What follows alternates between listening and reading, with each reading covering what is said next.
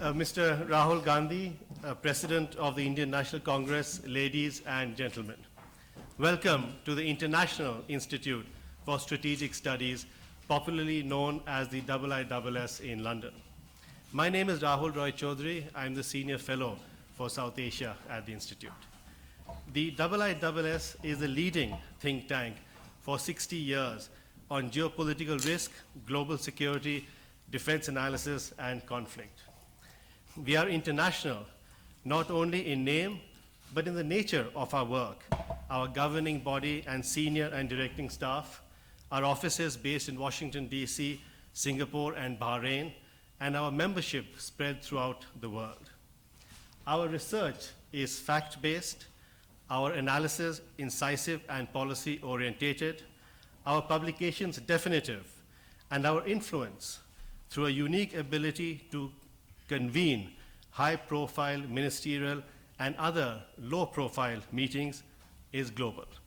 Our work is invaluable for governments, business, academics, and journalists, all of whom are represented here today.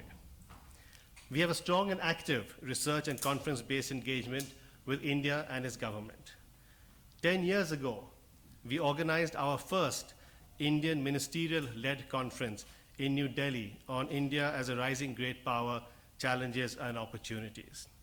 3 months ago, we were the first international think tank to host India's Prime Minister, Mr. Narendra Modi, at the IISS Shangri-La Dialogue in Singapore, where in his keynote address, Prime Minister Modi articulated for the first time India's policy towards the Indo-Pacific region. For over a decade, India's defense ministers have spoken at the annual Shangri-La Dialogue in Singapore, and India's foreign ministers and national security advisors at the annual IISS Manama Dialogue in the Kingdom of Bahrain. For over a decade, India's ministers and top security officials have also spoken and actively participated in the IISS's unique annual Southern Asia Security Conference in the Sultanate of Oman. We are therefore delighted to host Mr. Rahul Gandhi, the President of the Indian National Congress, India's principal opposition party, at the IISS this morning. Mr. Gandhi has been a member of Parliament for the past 14 years. In 2013, he assumed office as the Vice President and last year took charge as the President of the Indian National Congress in view of the next general elections in India to be held within the next 8 months. Mr. Gandhi is a member of the Parliamentary Standing Committee on External Affairs and the Parliamentary Consultative Committee for the Ministry of Finance and Corporate Affairs. He has been educated in India, the US, and the UK. Mr. Gandhi has kindly agreed to have a conversation with us on India's economic growth and foreign policy in an uncertain world. I've asked him to speak for about 5 to 7 minutes, and then we will have a discussion on the issues that he's raised and on the theme of today's talk. Sir.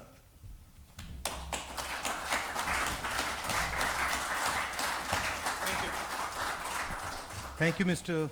Chaudhary, Sam, Manish. I'd like to welcome all of you here this morning. I'm not going to keep my remarks very long. I'll keep them relatively brief, and then we can have a conversation. Broadly, India has been in a transition over the last 70 years. A rural country, a country that was locked in its villages, has transformed using democratic principles. Our constitution guaranteed our country one man, one vote. In 70 years ago, if you had gone to India, you would have seen a rigid caste hierarchy where there was no mobility. People couldn't aspire. And that is really what India has been fighting, and that is what India has been successful at doing. Not completely, but in a decent measure. Our transformation has been non-violent, peaceful, and it's had a couple of assumptions.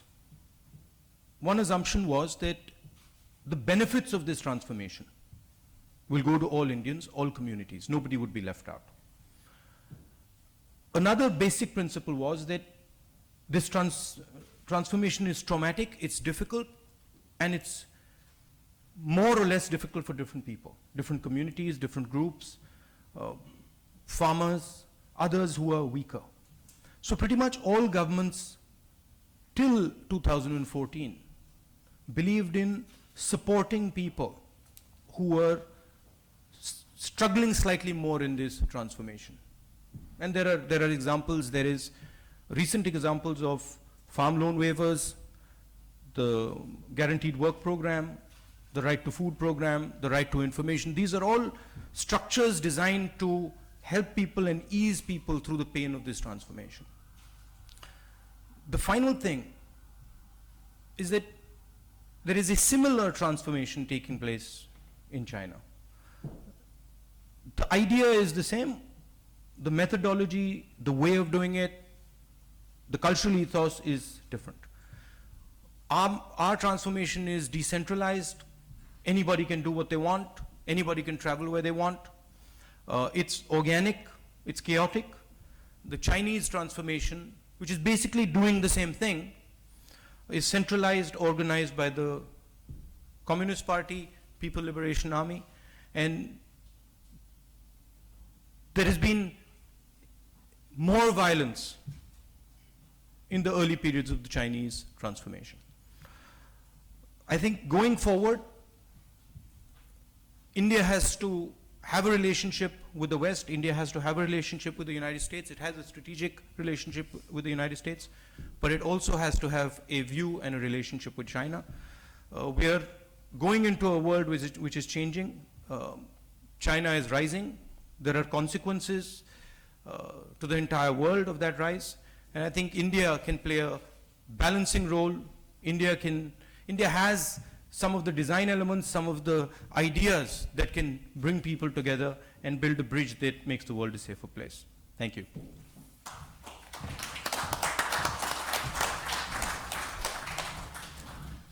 Thank you, Mr. Gandhi, for those remarks. Let me start the discussion session by asking you two related questions. The first is, in your view, what is the greatest foreign policy challenge that India faces in the next few years? And similarly, what is India's greatest foreign policy opportunity in terms of regional and global peace and security? I think the biggest challenge is we are clearly in a transition. As I said, China is emerging. It's emerging very fast, and China is a neighbor. And the United States, we have a close relationship with them. We have a strategic relationship with them. So to me, the central challenge is the balancing where India positions itself between the Chinese, the West, and Africa.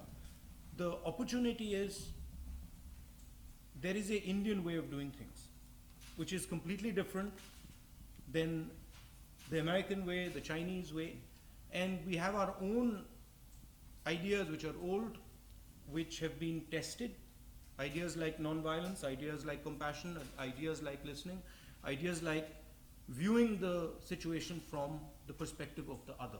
This is what we specialize in, and I think that's a very powerful framework for any global conversation. We specialize in reducing confrontation. So I think there are actually a number of competing visions, and I think India has a space there. How will India react? Of course, India is going to react in its self-interest. I mean, that's number one. But I think the central principle for India is, as I said, as someone once said, when asked whether India leans left or India leans right, India stands straight. So that would be how India would think about it. Which was your grandmother, the late Yes, Prime she Minister Indira Gandhi, who said that. But it's been said in many different ways, before and after. Okay. It's an instinct in India. And of course, it was articulated by Mrs. Indira Gandhi, but it's been articulated by people before and after. Hmm. So just in terms of the balancing role that you see India play vis-a-vis the US and China, I mean, do you think that this is an equal influence that India has with both countries, particularly at a time when China is seeking to be more assertive in India's neighborhood in the South Asian region and in the Indian Ocean? There are different relationships. We share certain ideas with the United States. We share certain ideas with Europe. Democracy, freedom of expression,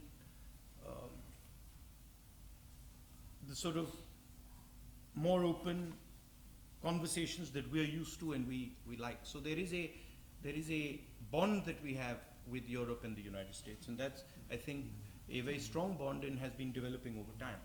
But we can't ignore the fact that China is our neighbor and that we have to deal with China. So there is I don't think you can compare relationships and say, is it equal? I think there are multiple factors that go in both. But from a philosophical perspective, from a societal design perspective, I think we have more in common with Europe and the United States. We have a traditional history with the Chinese. So we have traded with them, we have had a close relationship with them. But I think currently the way the democratic structures, we are more comfortable.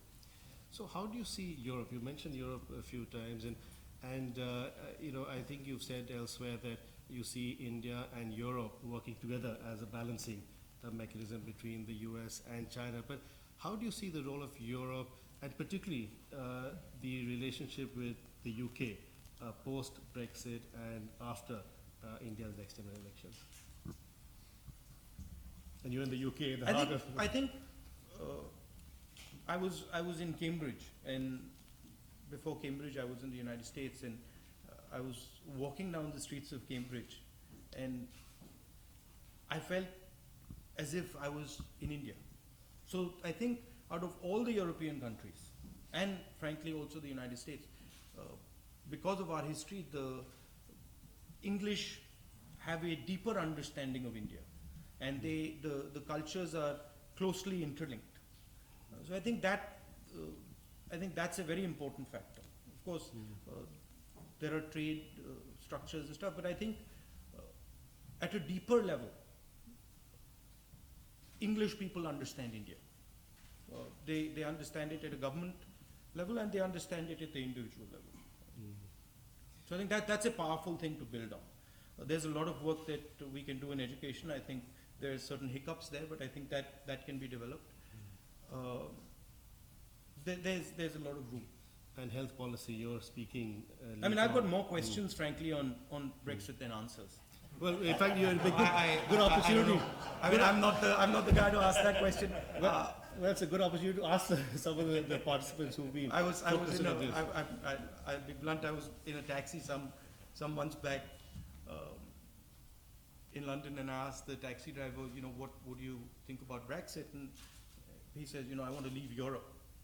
So I said, why do you want to leave Europe? He said, because, well, I don't like foreigners. So I said, I'm a foreigner. So he said, no, but you're not a foreigner. There's a very interesting difference. He says, you're not a foreigner. I said, well, I've come from India. He's like, no, you're not taking away my job.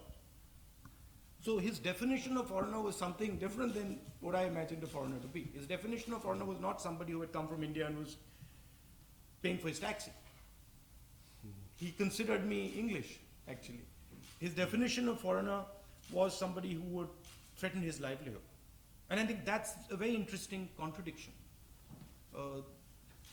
Words are changing in the 21st century. Something means something to somebody, means something completely different to somebody else. Before I open up for the discussion, let me ask you a question related to the second part in terms of opportunities. I think, from what I understand, you've said you talked about India, maybe in the region having a policy that is hearing more in that sense, listening more to some of the neighbors in the region of South Asia. Do you think that there could be a qualitative difference in the nature of the relationship that India has with its region, with South Asia, in terms of issues such as terrorism that India faces and concerns over China's economic and strategic role Sure. in terms of Pakistan and the region? Sure, there are issues, but I think what's important is that you develop a strategy based on your foundational strengths. And one of my main complaints about the current government is that I don't see a coherent strategy based on India's strengths. I see tactical responses. I see knee-jerk reactions, but I don't see a strategic vision that says, okay, this is how India is going to chart its course through the 21st century. I don't see the consistency. That's my real problem. I see a visit to Nepal, and then I see a complete flip. I see what's going on in the Maldives. I see what's going on in Sri Lanka. I see what's going on with CPEC, but I don't see a clear strategic response. That's, I mean, I've also been trapped in the hug politics, but I don't think you can run foreign policy based on hugs. It doesn't work. I think that's really the thing. We have tremendous structures in our country, institutional structures that understand these things. One has to use those structures to develop strategy. Because I suppose one of the things this government has been trying to do, the current government, is instead of being a balancing power, to seek to be a leading power, to seek to punch above its weight as opposed to punching below its weight. And there are key challenges that this government... If you understand deeply the design of your country, you will punch at your weight. You can't punch above your weight. Geopolitically, you can't have more power than you have, but you can maximize the power you have. And today, I don't see India maximizing the power it has. And I'll give you a couple examples. I spoke about the transition. I spoke about India, 1.3 billion people, changing the way they view the world. You create divisions between those people. You're reducing India's power. You carry all those people together. You're going to punch at your maximum weight. So I think the discussion often in India, today especially, is very polarized. I don't think that allows India to punch above its weight. I mean, if all four of us are speaking in one voice, we're punching with our entire weight. If I'm fighting with you, we're not punching in our weight. So I think internal issues are very, very important. I'll give you another example. What was done with demonetization against the informal sector? Basically an attack on the small and medium businesses. That's India's power. India's power is millions of small and medium businesses. Those are the guys who are going to create the jobs. You bypass the entire Indian institutional structure. You demonetize the economy. The world is stunned. People just are like, what happened? And I mean, the shock is so extreme, people can't comment on it. Economists can't comment on it. It takes them a week to figure out actually what has been done. And then you realize the RBI wasn't spoken to, the finance minister didn't know, the cabinet was locked up, and the idea came from the RSS directly into the mind of the Prime Minister. That's not maximizing India's power. India's power is its institutions. India's power is its democracy. And that's what projects our power into the world. Similarly, China's power is the ability of the Communist Party to organize China. That's what projects their power. So to me, you can't divorce what is going on inside India and say, well, I'm dividing my society, I'm wiping out the job creation engine, and I'm punching above my weight. You need your legs on the ground. You can't lift one leg up and say, now I'm trying to punch above my weight. It sounds nice, and the media can pick it up, but that's not what's happening. If you look at the central challenge, how does India punch above its weight, really? India punches above its weight by solving its job problem. Today, India has a job crisis. The government figures, we always talk about growth, we love talking about growth. It's important. Government figures in India. China produces 50,000 jobs, formal jobs, every 24 hours. Do you know how many India produces? Can anyone guess that? Anyone? Indian government figures, formal jobs in 24 hours? 450. Not my figures. The government of India's figures. How can you tell me that's punching above our weight? So when you ignore fundamentals, you say that, listen, we're not going to do job creation in India. We're going to attack the institution, the only institutions that can actually create jobs, which are the small and medium businesses. You do not support your agriculture sector. And then you go abroad and you say, I'm punching above my weight. Okay. Sounds nice. This is a good opportunity. I think we've been focusing on the domestic aspects of foreign policy, but I think it's a good opportunity to open up the discussion for others. And can I just interrupt you? Just want to say one thing. If you look at India's successes, and you look historically over the not only 70 years, you look thousands of years, India's successes have come when India has decentralized power. The best rulers in India, the most effective rulers in India have decentralized power. And if you look over the last 70 years, the real successes are all about decentralization of power and the breaking of monopolies. You can view the Green Revolution through that lens. You can view the White Revolution through that lens. You can view the telecom revolution, Sam Petroda will tell you, through the lens of the breaking of the government monopoly on telecoms. You can view liberalization through that lens. You open up in India, you open the door in India, and India's power surges. You close the door in India, India's power retracts. And what has been going on over the last 4 years is a massive, massive centralization of power in the chief minister on one hand and the prime minister on the other hand.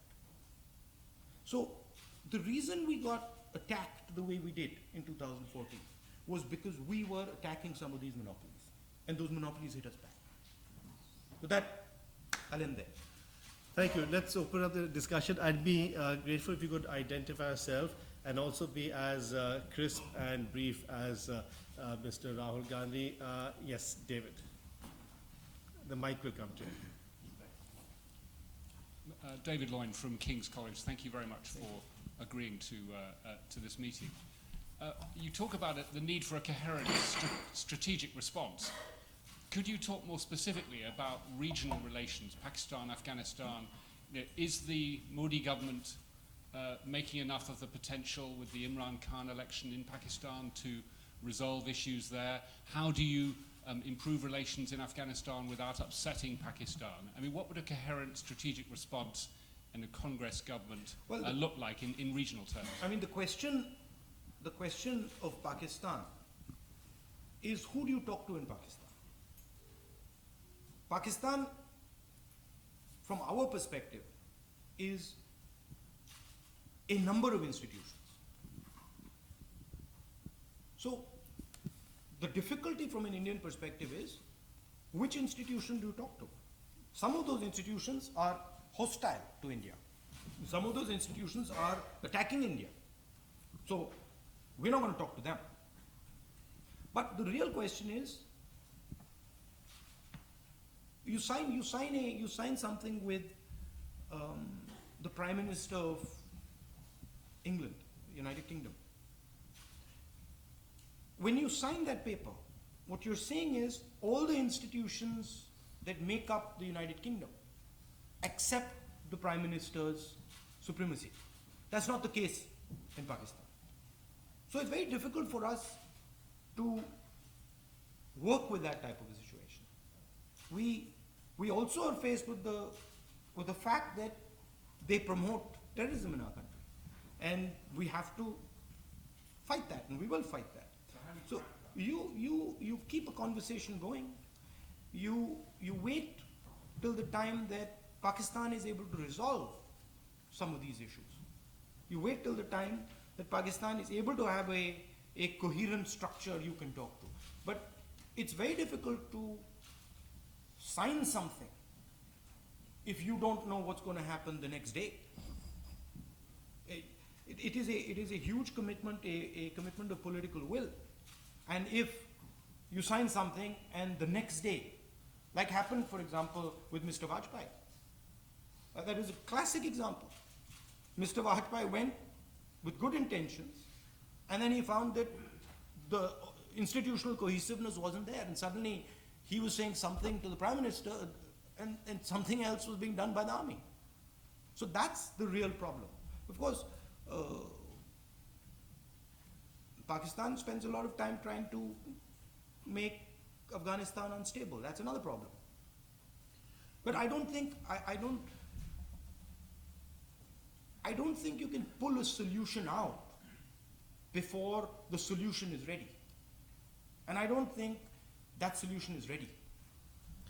So for us, then it becomes making sure that they can't do damage, making sure that they can't disturb us.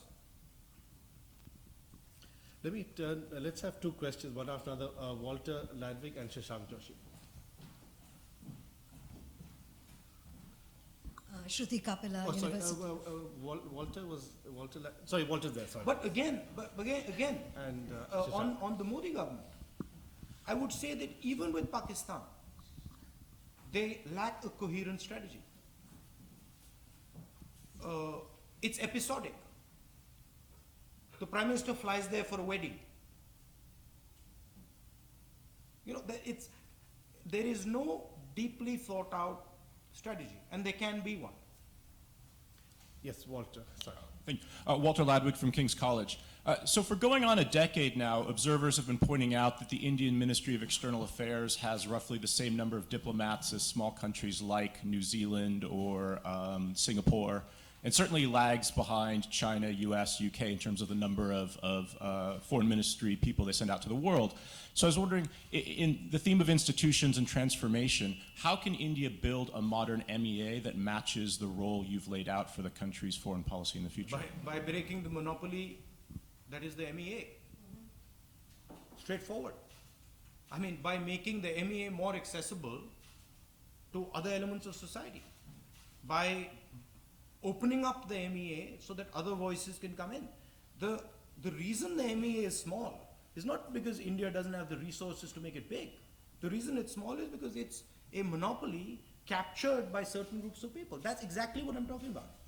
That's exactly what the telecom revolution was. It was a monopoly. I don't know if you know this, but Sam will tell you in 1984 when he was working in India, if you wanted a telephone connection in India, you had to get it from a member of parliament. Members of parliament decided who could have a telephone connection. That's essentially the telecom revolution, the breaking of that monopoly. So when you're looking at India, and when you talk about liberalization, that's what you're talking about.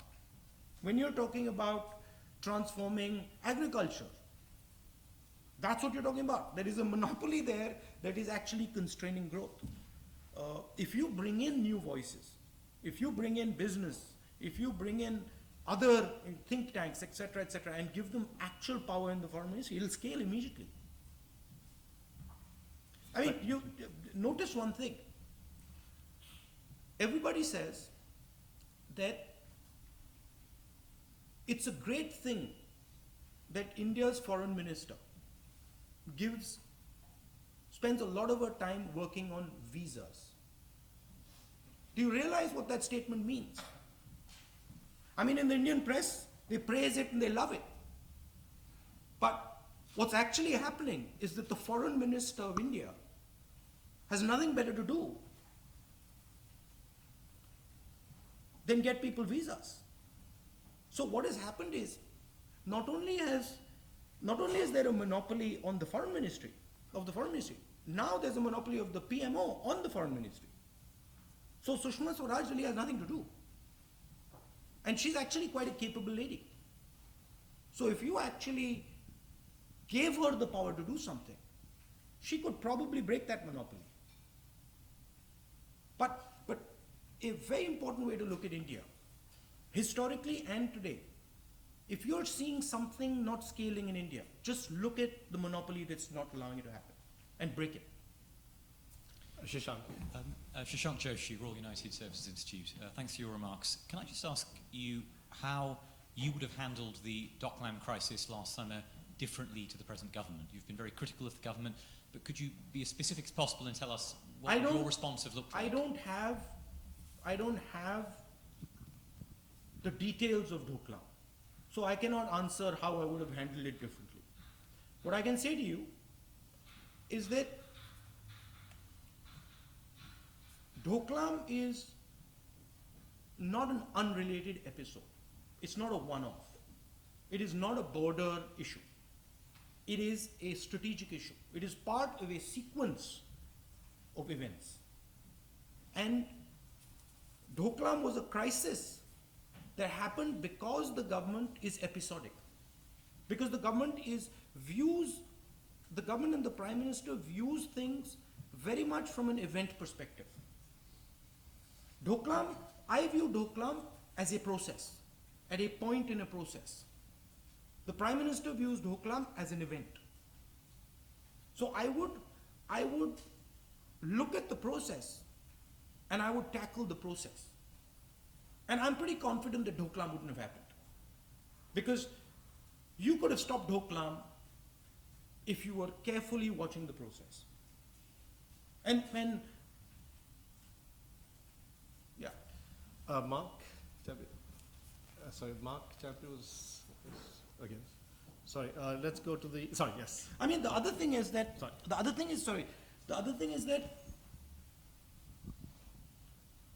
the words used are very interesting. The Chinese have withdrawn from the point of contact. They have withdrawn from where the altercation happened. The truth is the Chinese are still in Doklam today. Yes. Sorry, Mark Champion from Bloomberg. You rightly said that Indians' influence, ability to balance to do these things is going to be largely based on the strength of the economy.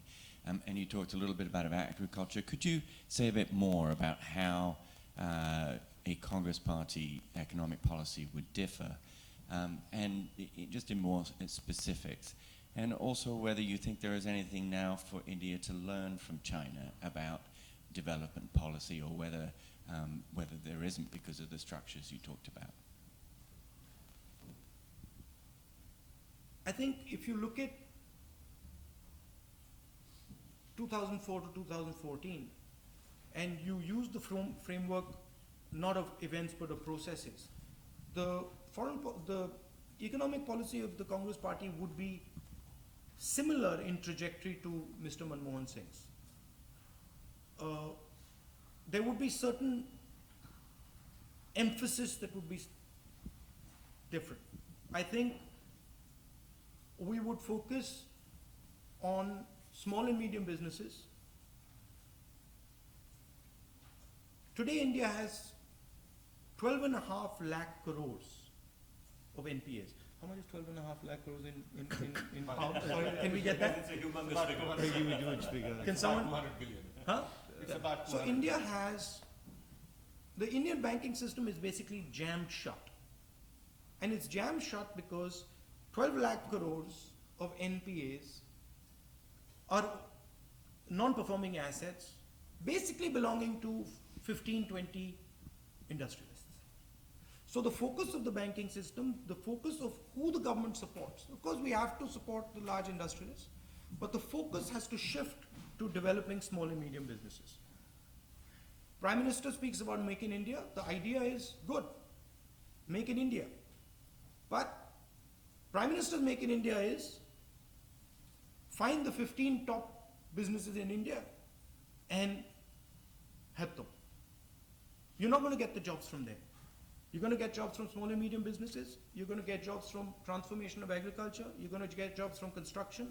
You're going to get jobs from building housing. That's where you're going to get the jobs from. So a focus on agriculture, supporting agriculture, pushing technology into agriculture, building a food chain, connecting the farm to the fork, supporting small and medium industries, and then a couple of strategic plays similar to what was done in the 90s, in the 80s. Certain areas that you look at and say, okay, that's an interesting area where India can have a strategic advantage. Looking at the mobility in India. How do you transform air travel in India? How do you open up the airspace? That's something India can learn from China. The other thing India can learn from China is decentralization. In China, local governments run the system. In India, the Prime Minister's office runs the system. Prime Minister's office, let me tell you, the Prime Minister's office or the Chief Minister's office has a veto all the way down. The Prime Minister's office, the Chief Minister's office can veto a road, a small half-pakka road in any village in UP. They have no business having that power. That power should be in the local government. Manoj Ladva.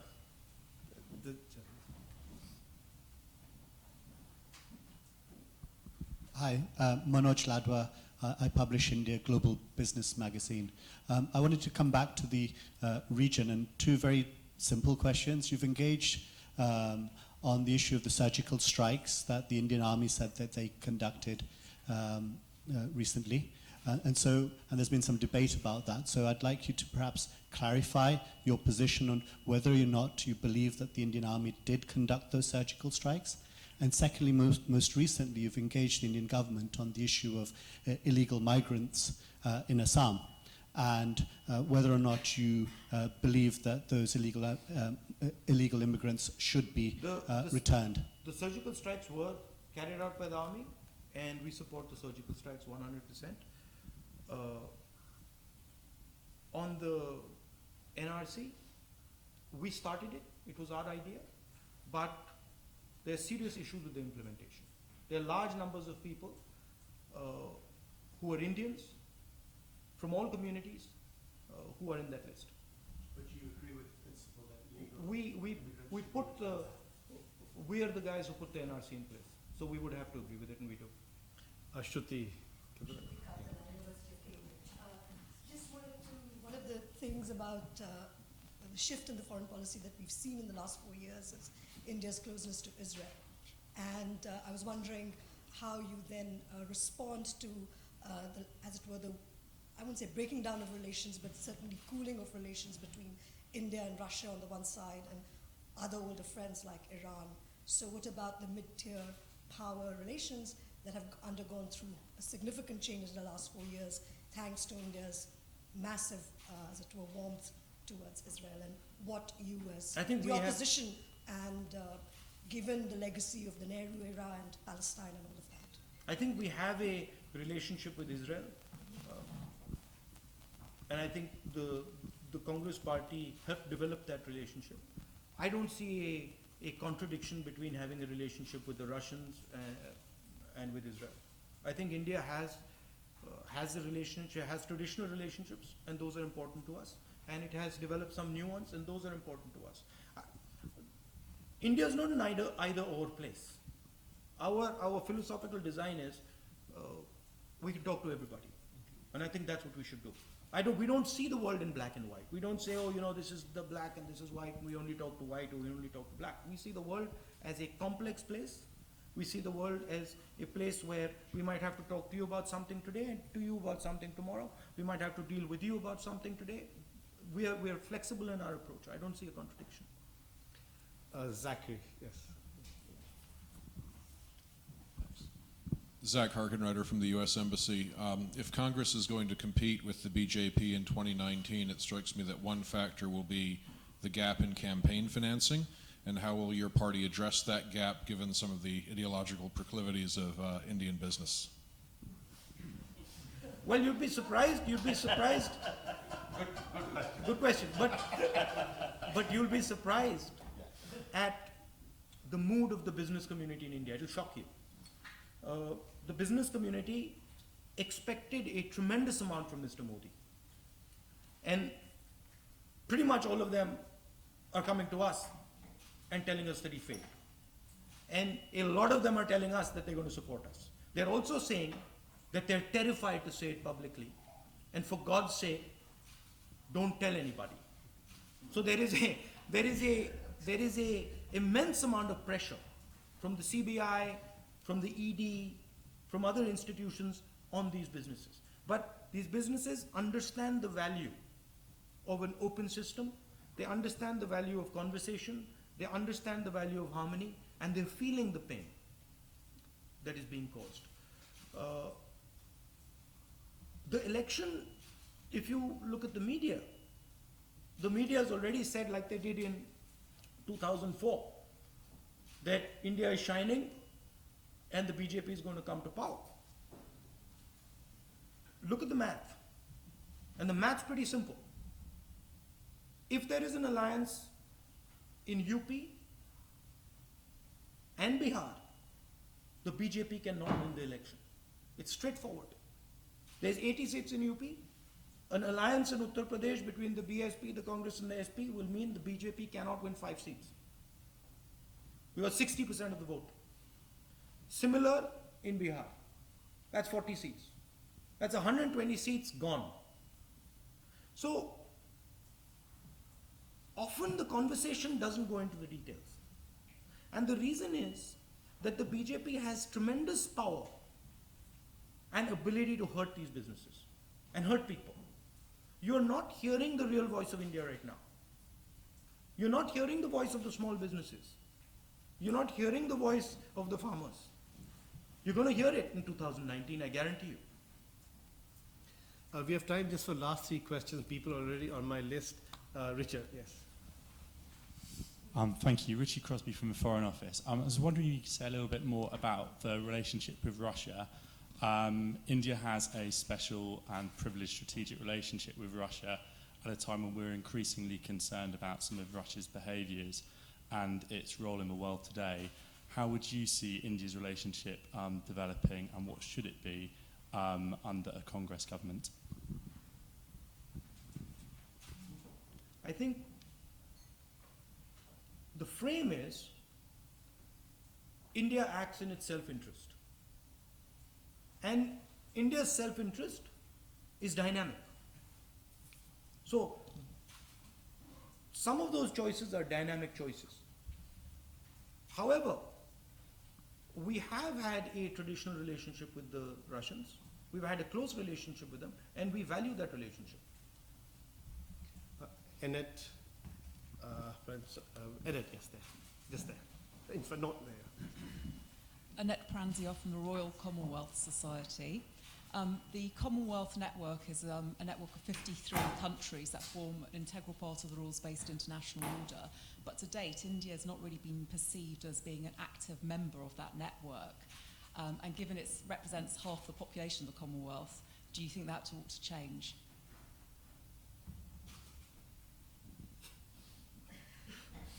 Yes, we'll try. I don't know.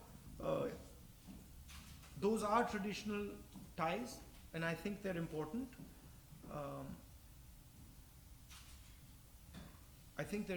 But I think emphasis is in other areas these days.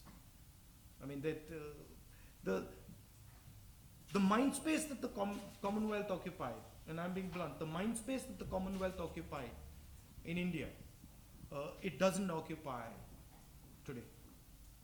And I think it's something that one should work towards, and I think those are our relationships that are very important, and we value them, and I think that's something that we should work on. But when you talk to India, you see, we respond to how the public feels.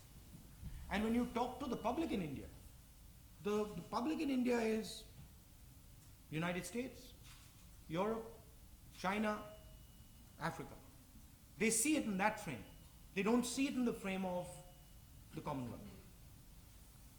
Okay, John Elliott and then Virat Solanki will end. John. John Elliott, journalist from How are you? Delhi. Very well, thank you. How are you? I'm well. Simple question. No question is simple. Short question. Okay. What have you learned from the defeat in 2014?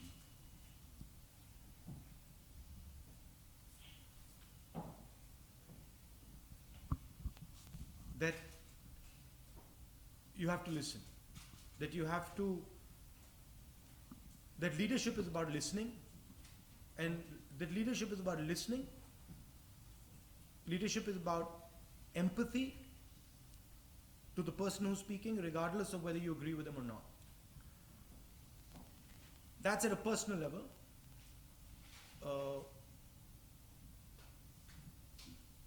At a party level, I think there was a certain degree of arrogance that had crept into the Congress party after 10 years of power. So, never forgetting that the party is actually the people.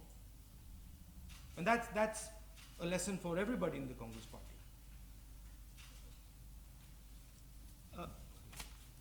Yeah, my colleague Virat Solanki.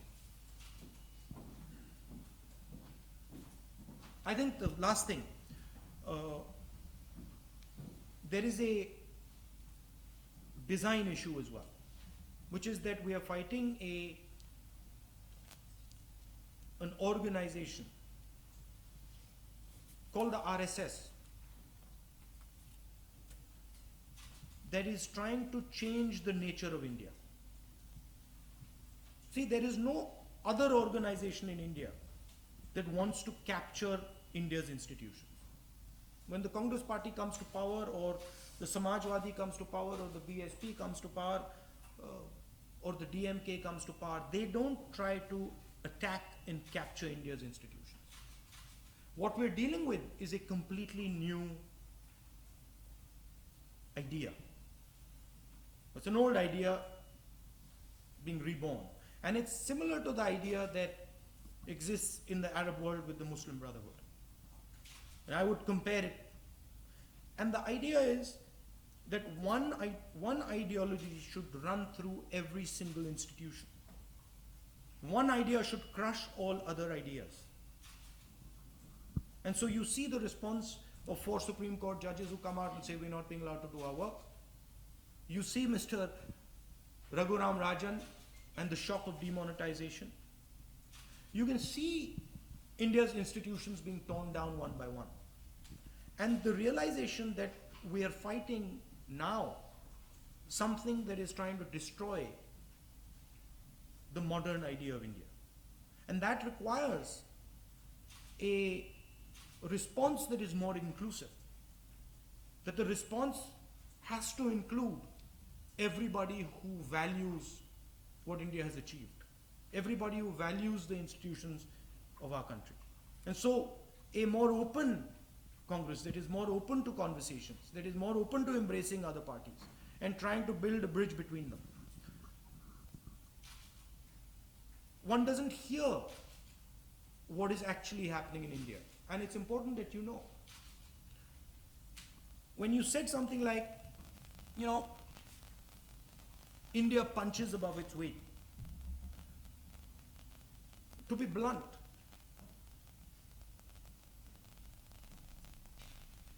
the West didn't believe in India in 1947.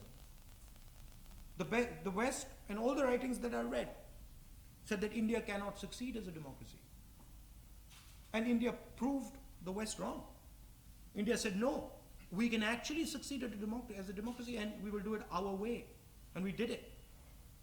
And the thing that allowed us to do it was thousands and thousands of people who worked in India's institutional framework, whether they're businesses or their courts or their political parties. Thousands and thousands of these people, each one doing his own little revolution.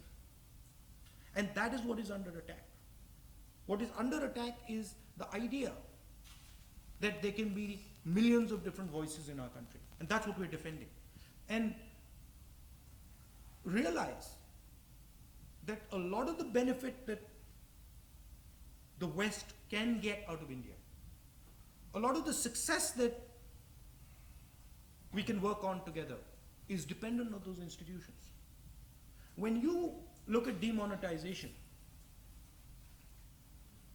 and ignore what really happened, which is basically a bypass of every single Indian institution. When you look at the 4 Chief Justices of the Supreme Court coming out and saying, we're not being allowed to do our work, realize that if that process takes its course, forget punching over its weight. India won't be able to punch. Thank you. On that note, we have to end the discussion.